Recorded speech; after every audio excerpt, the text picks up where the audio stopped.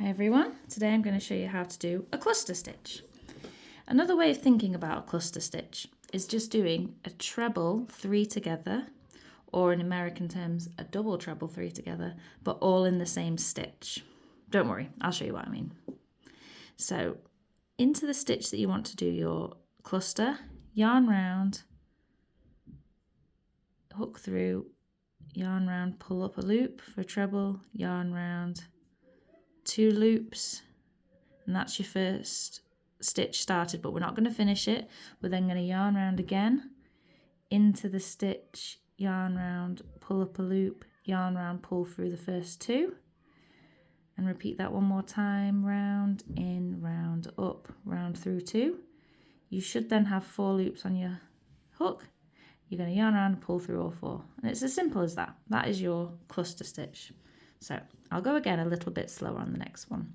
What you're going to do is I'm going to do a chain and go into the next stitch just so it's a bit easier to see.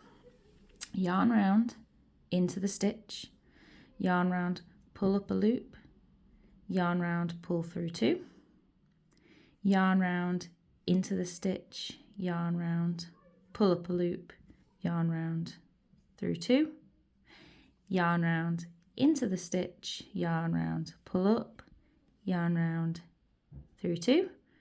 You've got 4 loops on your hook, yarn round, pull through all 4, and finish with a chain just to get to the next section.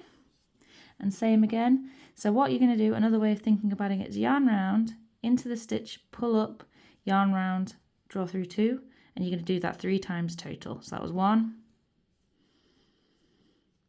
2,